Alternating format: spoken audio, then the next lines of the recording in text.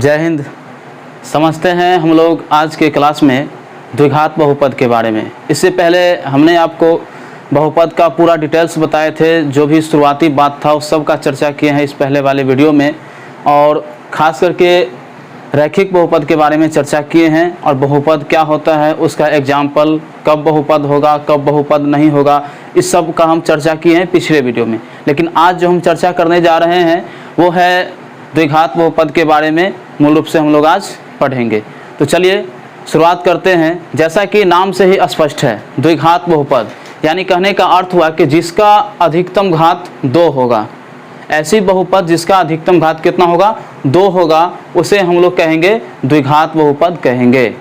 याद रखेंगे आप लोग, ऐसी बहुपद जिसका अधिकतम घात 2 हो उसे हम लोग द्विघात बहुपद कहेंगे। तो चलिए यहाँ देखिए, यहाँ डेफिनेशन हम लिख दिए हैं, इसको लिखने की ज़रूरत नहीं है। आप जो है स्क्रीनशॉट ले सकते हैं। अगर पढ़ने के लिए बैठे हैं तो निश्चित रूप से ही कॉपी और पेन लेकर के ही बैठा करें। तो स्क्रीनशॉट ले लीजिए या फिर लिख लीजिए। अब आते हैं हम लोग द्विघात बहुपद का आलेख। द्विघात बहुपद का जो आलेख होता है वो होता है परवलय। क्या होता है? परवलय। इससे पहले हमने बताया है रैखिक बहुपद, उसका आलेख होता है सरल रेखीय। क्या होता है? सरल रेखीय होता है। और यहाँ पर जो है द्विघात बहुपद का आलेख क्या होता है? परवलय होगा। यानी ये देखिए, ये हम ग्राफ बनाए हैं, ये हो गया x है, ये x डैश हो गया, यानी ये x अक्ष हो गया, और ये क्या है? y अक्ष है, y है, y डैश है, 2 बिंदु है। तो जब हम ग्राफ बनाएंगे द्विघात बहुपद का, तो इसका आलेख जो होगा क्या होगा? परवलय होगा। यानी या तो ऊपर की ओर मुंह खुला होगा, ठीक है, या तो ऊपर की ओर मुंह खुला होगा, या फिर क्या होगा? नीचे की ओर मुंह खुला होगा। यहाँ पर देख लीजिए, यहाँ ऊपर की ओर मुंह खुला हुआ है, यहाँ पर क्या है? नीचे की ओर मुंह खुला हुआ है। तो इस प्रकार से हम समझ सकते हैं कि यह क्या है? परवलय है। देख लीजिए, ऊपर की ओर मुंह खुला है और यहाँ पर नीचे की ओर मुंह खुला, या यू आकार की होती है। इसका जो हल है कैसा है? एक यू आकार का है, ठीक है। द्विघात बहुपद का जो हल है क्या है? यू आकार का है। अगर पूछेगा द्विघात बहुपद का हल कितना होता है, हल ये पूछे, ठीक है, या फिर x का मान पूछे, बात दोनों बराबर है। हल पूछे या x का मान पूछे, तो हम इसका जवाब देंगे 2। यानी जितना अधिकतम पावर रहेगा ना, उसको जो है उतना आंसर होगा। यानी x के पावर में यहाँ पर अधिकतम 2 है, यानी अधिकतम घात 2 है, तो यहाँ पर 2 इसका हल होगा। अगर ग्राफ में दे दे, ठीक है, अगर ग्राफ में दे दे इस प्रकार से, तो कहेगा कि इसका कितना हल है। ऐसे ग्राफ दे दिया, क्वेश्चन पूछ दिया सीधा, इसका इस ग्राफ का, इस आलेख का कितना हल है, तो इसका 2 हल है। कैसे?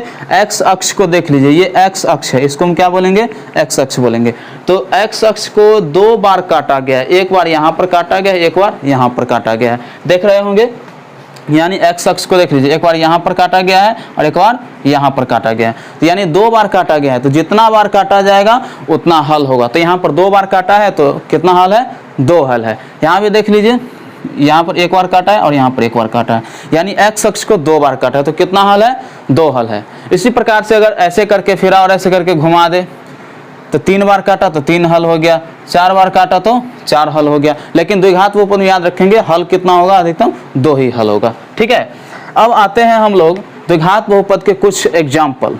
तो कुछ एग्जाम्पल यहाँ पर हमने लिख दिया है कि y² - 2, y² - 2। तो ये जो संख्या देख रहे हैं ये भी क्या है? द्विघात बहुपद है। द्विघात बहुपद कैसे है? क्योंकि इसका अधिकतम घात यहाँ पर देख लीजिए कितना है? 2 है। इसका अधिकतम घात यहाँ पर क्या है? 2 है। उसके बाद देख लीजिए यहाँ पर ax² + b, x² + b, यानी अधिकतम घात यहाँ पर भी क्या है? 2 है, ठीक है, ये भी सही है। उसके बाद आते हैं हम लोग 2x - x² + 3, या इसको अगर लिखे सीधा करके तो -x² पहले लिखाएगा, उसके बाद 2x, उसके बाद प्लस √3 होगा। ये भी क्या है? एक द्विघात बहुपद है। और भी अपने मन से आप बहुत सारा एग्जाम्पल ले सकते हैं, ठीक है। देखिए, शॉर्ट वीडियोस के चक्कर में नहीं रहेगा, क्योंकि पढ़ाई का कभी भी शॉर्टकट नहीं होता है, इस बात को याद रखिएगा, ठीक है। पढ़ाई का कभी भी शॉर्टकट नहीं होता है, आपको पूरा प्रोसेस पढ़ना ही होगा। पूरा प्रोसेस पढ़ने के बाद उसको शॉर्ट बनाया जाता है, अपने हिसाब से बनाया जाता है, ठीक है, ना कि उसका शॉर्टकट होता है, याद रखिएगा। उसके बाद आते हैं यहाँ पर 5x² - 2x, उसके बाद क्या है? +3। ये भी क्या है? आपका द्विघात बहुपद है। यानी देख लीजिए, x का अधिकतम घात जो है कितना है? 2 है। अधिकतम घात कितना है?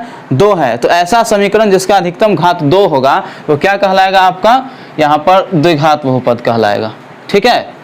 अब चलते हैं हम इसका व्यापक, यहाँ देख लीजिए हमने लिख दिया है द्विघात बहुपद का व्यापक रूप। सीधा हम शॉर्ट में लिखे हैं कि व्यापक रूप। व्यापक रूप यानी किसका? द्विघात बहुपद का व्यापक रूप, क्वाड्रेटिक पॉलिनोमियल। ठीक है, यहाँ ये शॉर्ट में लिखा हुआ है, याद रखिएगा।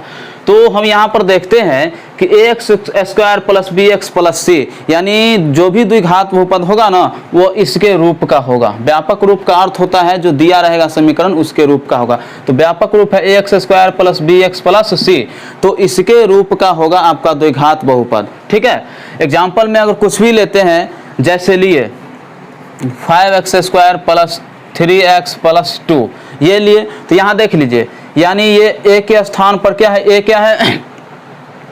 यानी a b तथा c क्या है? एक वास्तविक संख्या है। या क्या है? a b तथा c क्या है? एक वास्तविक संख्या। यहाँ पर a भी लिख दीजिए, यहाँ पर a हम छोड़ दिए थे। a b तथा c क्या एक वास्तविक संख्या है, और जहाँ पर ये x क्या है? ये सब चर है। ठीक है, जहाँ पर x क्या है? ये चर है, हमने इसको लिख दिया है। तो देख लीजिए, ये हो गया a के स्थान पर कितना? 5 है, ये x है, चर हो गया। उसके बाद b है, ठीक है, वास्तविक संख्या है। उसके बाद x वैसे ही चर पद है। उसके बाद यहाँ पर ये 2 है। ठीक है, तो कहने का अर्थ ये हो गया कि इसके रूप का है यह। ठीक है, x square plus bx plus c के रूप का है यह समीकरण। और भी समीकरण अपने हिसाब से दे सकता है कुछ भी। 3x square plus 6x plus 5, यह भी एक द्विघात, ठीक है, बहुपद है। कैसे है? क्योंकि इसका अधिकतम पावर क्या है? 2 है। इसीलिए जो एग्जाम्पल दिए हैं ये क्या कहलाएगा? आपका द्विघात बहुपद कहलाएगा। अब जो हम चलते हैं इसका शून्यक, हम बताया है कि द्विघात बहुपद यानी जितना इसका जो है घात होगा ना उतना इसका क्या होगा? शून्यक होगा। तो याद रखेंगे द्विघात बहुपद के 2 शून्यक। द्विघात बहुपद के कितने शून्यक? 2 शून्यक। एक शून्यक अल्फा, एक शून्यक क्या होता है? बीटा। तो यानी एक शून्यक हो गया अल्फा, एक शून्यक क्या हो गया? याद रखिएगा, बीटा हो गया। तो इस पर हम चर्चा करते हैं, चलिए देखते हैं। तो याद रखेंगे द्विघात बहुपद के 2 शून्यक अल्फा और बीटा। तो यहाँ लिखते हैं 2 शून्यक अल्फा, ठीक है, द्विघात बहुपद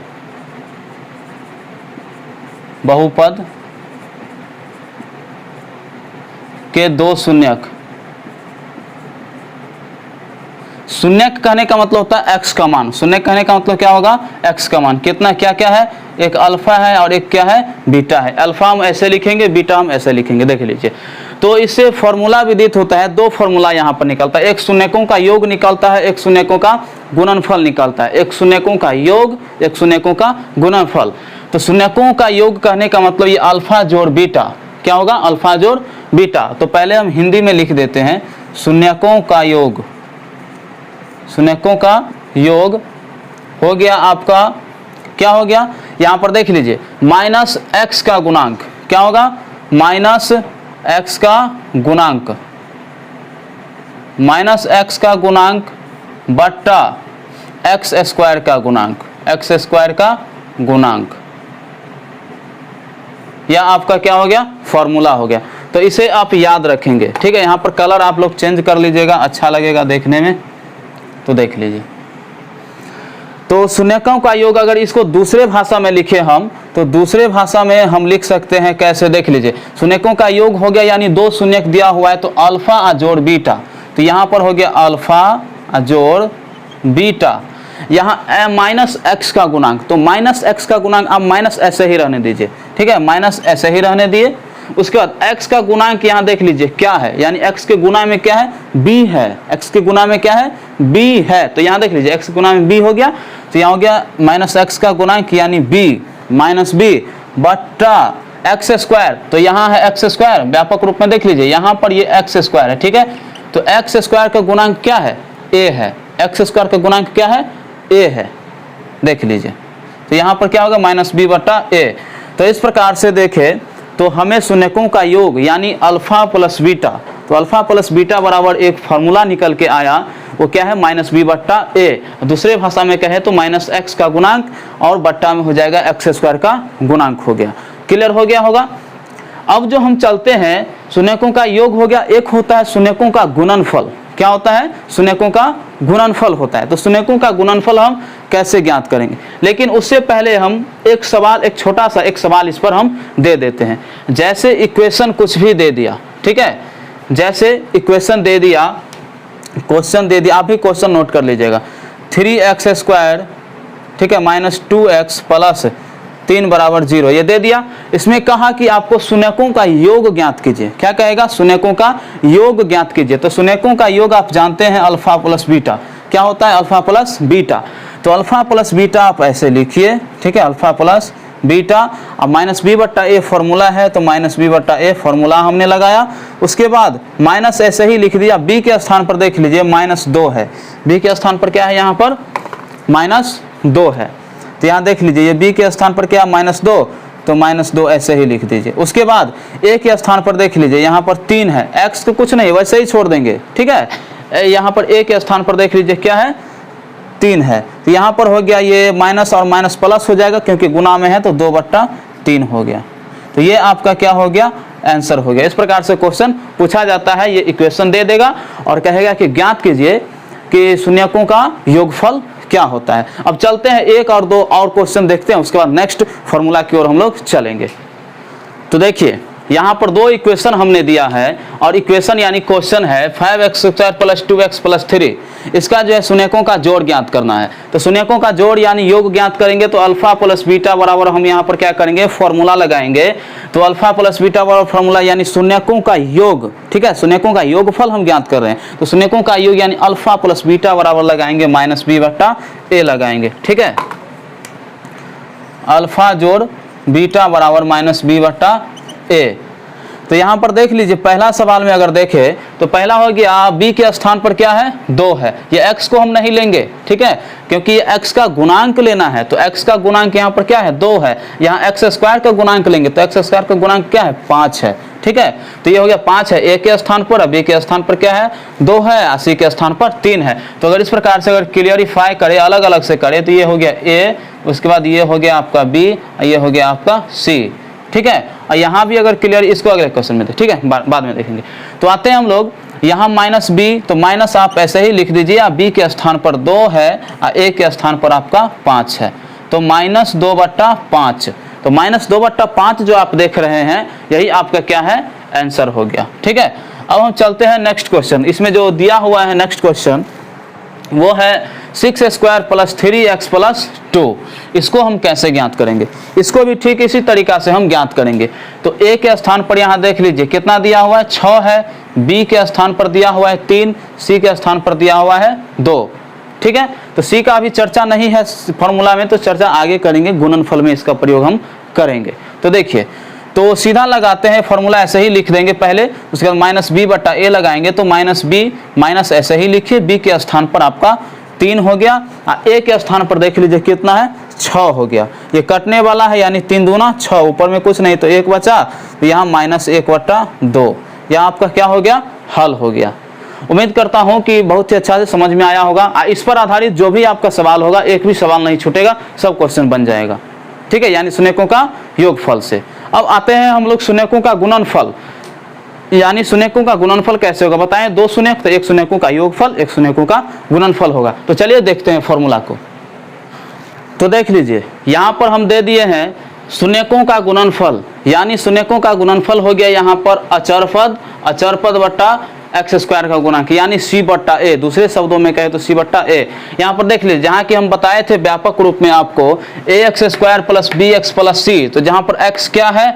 ठीक है, चर है, और a b c यानी अचर पद है, यानी वास्तविक संख्या दिया हुआ है, ठीक है। तो a b c हो गया अचर पद, ठीक है। उसके बाद हो गया आपका x हो गया आपका चर हो गया। तो यहाँ पर हिंदी में देखें तो अचर पद बट्टा x² का गुणांक, तो अचर पद यहाँ पर क्या हो गया? c है, उसके बाद x² है, तो x² ये हो गया, और उसका गुणांक a है, तो यही यह c/a दिया हुआ है। गुणनफल यानी 2 शून्यक बताए थे, एक अल्फा एक बीटा, तो यहाँ अल्फा गुने बीटा है। यहाँ पर इस बीच में कुछ नहीं साइन है, इसका मतलब क्या है? गुना है। गुना लिखा नहीं जाता है इस प्रकार में बीजगणित में, ठीक है। तो अब आते हैं हम लोग इस पर कुछ आधारित सवाल को देख लेते हैं। 1-2 क्वेश्चन को देखेंगे, आपको बहुत ही अच्छा से समझ में आएगा। तो देखिए, पहला हम क्वेश्चन देते हैं अपने मन से। तो लेते हैं हम 2x² + 5x + 3 ले लिए हम, बराबर देते हैं 0, ठीक है। जब हम मान ज्ञात करेंगे किसी भी का शून्यक, तो शून्यक हमको बराबर में लिखना पड़ता है। तो यहाँ पर लेंगे अल्फा प्लस बीटा, यानी शून्यकों का गुणनफल ज्ञात करना है। क्या ज्ञात करना है? याद रखिएगा, कहेगा शून्यकों का गुणनफल ज्ञात कीजिए। तो यहाँ पर शून्यकों का गुणनफल हम ज्ञात कर रहे हैं। तो गुणनफल हो गया आपका अल्फा इंटू बीटा, तो अल्फा बीटा बराबर सी बट्टा ए है, सी बट्टा ए हो गया। यानी देख लीजिए सी के स्थान पर यहाँ पर क्या है, अगर अलग अलग इसको डिफाइन कीजिएगा तो ए के स्थान पर हो गया, उसके बाद ये बी के स्थान पर हो गया, और ये क्या हो गया, सी के स्थान पर हो गया। तो यहाँ पर सी बट्टा ए तो यानी 3 और 3 बट्टा 2 हो गया, आपका आंसर हो गया। बहुत ही अच्छा से समझे होंगे। अब चलते हैं हम नेक्स्ट क्वेश्चन की ओर, और नेक्स्ट क्वेश्चन कुछ इस प्रकार से हम दे रहे हैं। आप फटाफट लिखते जाइए, नोट करते जाइए या स्क्रीनशॉट ले लीजिए, लेकिन स्क्रीनशॉट से कोई फायदा नहीं होगा, आप सीधा लिखते ही जाइए। वीडियो को पॉज कीजिए और लिखिए। नेक्स्ट एग्जांपल लेते हैं हम 6 स्क्वायर, ठीक है, 6x स्क्वायर प्लस यहाँ पर लेते हैं 5x, उसके बाद माइनस 5x माइनस कुछ भी ले लिए, जैसे यहाँ पर ले लिए 6 ही ले लेते हैं, ठीक है, बराबर 0। तो अब जो इसका जो हल होगा वो देख लीजिए, अलग अलग इसको हम डिफाइन करेंगे। तो ये हो गया a का मान, ये हो गया आपका b का मान, और यहाँ पे ये क्या हो गया, c का मान। लेकिन जहाँ पर अगर माइनस लगा रहेगा हम उसको पूरा लेंगे, ठीक है, ये पूरा माइनस आएगा। प्लस लगा रहेगा तब तो कोई बात ही नहीं है, लेकिन संख्या में अगर माइनस लगा रहे तो माइनस को भी हमको लेना होगा, तो इसलिए याद रखिएगा।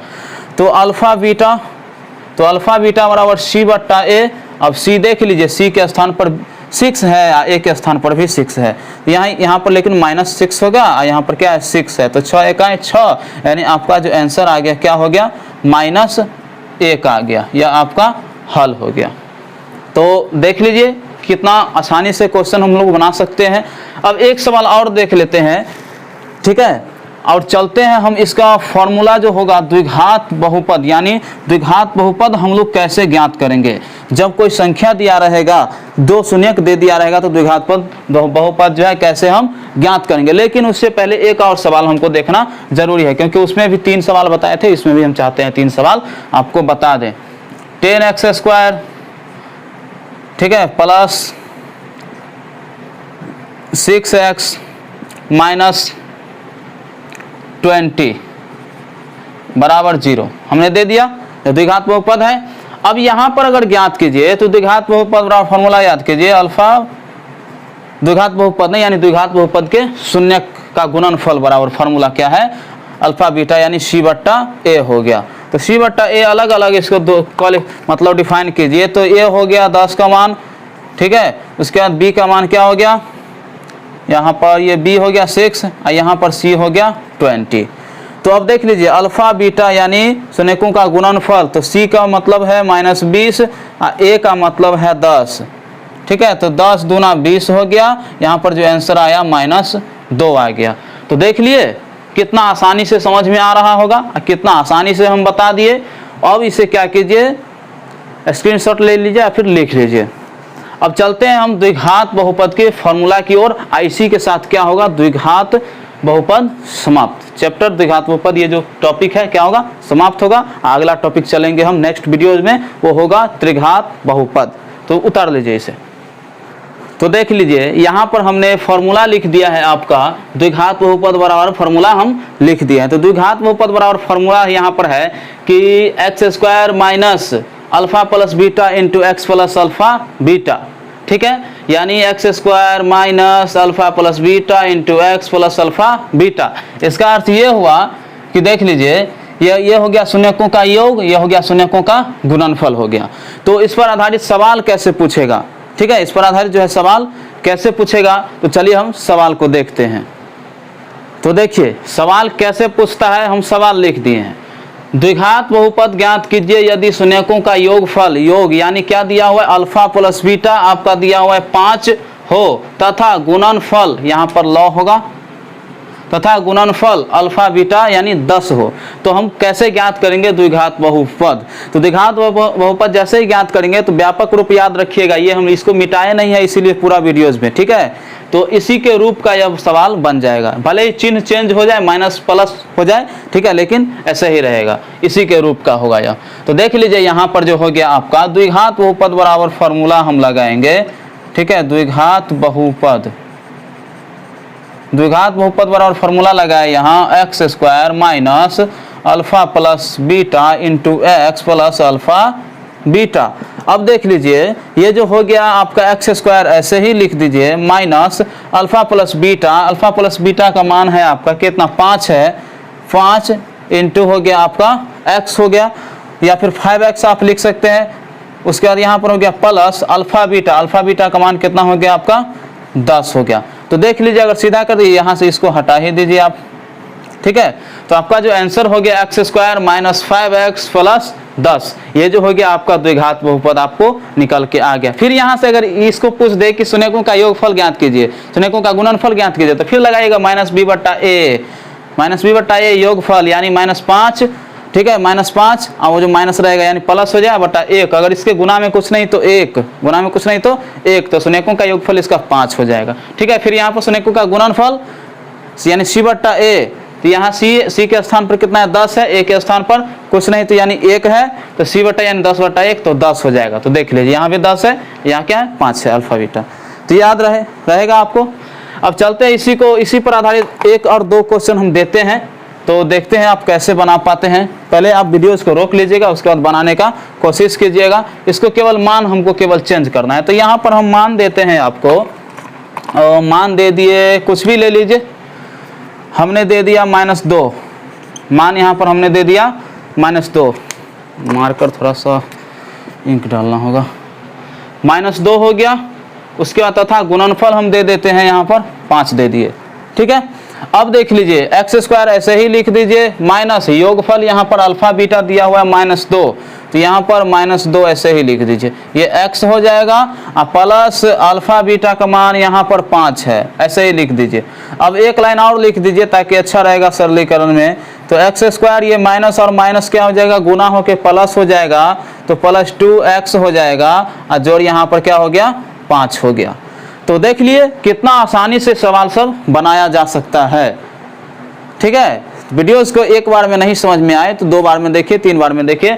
अवश्य ही लाइक का बटन दबाइएगा और चैनल को जो है शेयर भी कीजिएगा ताकि आपका मदद हम और अच्छे तरीका से कर सके। चलिए एक सवाल और, केवल मान ही तो चेंज रहेगा, केवल मान चेंज रहेगा, बस फॉर्मूला यही रहेगा, तरीका यही रहेगा, ठीक है।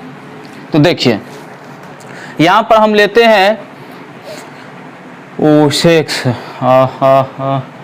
और कुछ भी ले लिया -11 ले लिया हम। तब यहाँ पर क्या होगा, एक्स स्क्वायर ऐसे ही लिख दीजिए आप, माइनस अल्फा प्लस बीटा का मान 6 है, 6 लिख दीजिए 6x।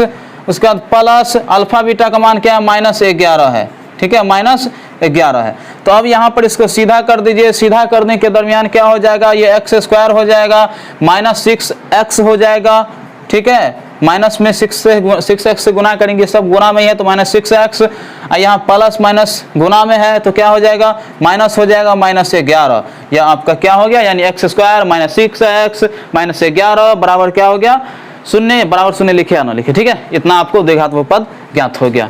तो उम्मीद करता हूँ आप इसका पहले स्क्रीनशॉट ले लीजिए, बाद में उम्मीद करेंगे। तो उम्मीद करता हूँ आपको अच्छा से समझ में आया होगा, ठीक है। चैनल को लाइक कीजिए, सब्सक्राइब कीजिए। तो वीडियोस को यहीं पर रहने देते हैं। देखने के लिए बहुत बहुत धन्यवाद। थैंक यू एंड जय हिंद।